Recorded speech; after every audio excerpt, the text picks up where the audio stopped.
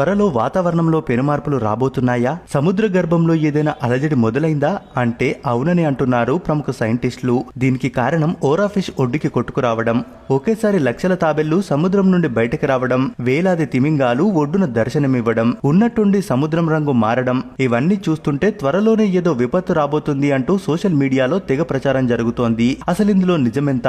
నిజంగానే ప్రళయం రాబోతుందా అనే ప్రశ్నలకు సమాధానమే ఈ వీడియో. ఒక్కసారి ఈ ఫోటో చూడండి.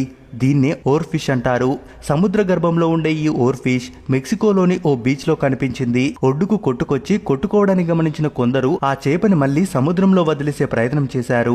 కానీ ఆ ఫిష్ మాత్రం లోపలికి వెళ్లకుండా తిరిగి ఒడ్డుకు కొట్టుకురావడంతో సముద్రంలో ఏదో జరుగుతుందనే ప్రచారం మొదలైంది. సముద్రంలో అట్టడుగున ఉండే ఈ చేప బయటకు వస్తే త్వరలో సునామీ లేదా భూకంపం వస్తుందనే ప్రచారం ఉంది. వాటిని నిజం చేస్తూ గతంలో జపాన్ లో, మెక్సికోలో భూకంపం, సునామీ వచ్చాయి.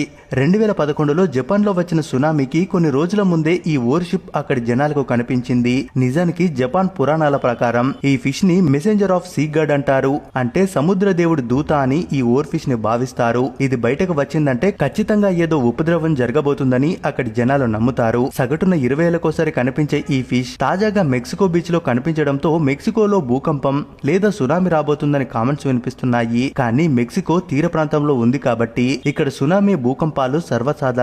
ఒకవేళ ఈ ఫిష్ కనిపించింది కాబట్టి అక్కడ ఏదైనా ప్రమాదం రాబోతుందా అంటే ఖచ్చితంగా రాదు అని చెప్పలేం, అలాగని వస్తుందని చెప్పలేం. ఇక ఈ ఓర్ ఫిష్ 20 అడుగుల ఎత్తు వరకు పెరుగుతుంది. సముద్రంలో అట్టడుగున జీవించే ఈ ఫిష్ ఆహారం కోసం సముద్ర ఉపరితలానికి వస్తుంటుంది. ఇటీవల ఇదే తరహాలో బయటకొచ్చిన యాంగ్లర్ ఫిష్ కూడా ఒడ్డుకి కొట్టుకొచ్చి చనిపోయింది.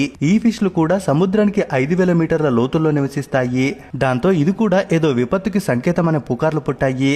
కానీ ఇందులో ఎలాంటి వాస్తవం లేదు. ఇక మరోపక్క తిమింగలాలు, లక్షల తాబేళ్లు ఒడ్డుకు కొట్టుకురావడంతో ఇది కూడా ఏదో విపత్తుకి సంకేతమనే నమ్ముతారు చాలా మంది. కానీ అలాంటిదేం లేదు. వాతావరణంలో మార్పులు రావడం వల్ల గుడ్లు పెట్టడానికి ఇదే మంచి సమయమని లక్షల్లో తాబేళ్లు ఒడ్డున చేరుతున్నాయి.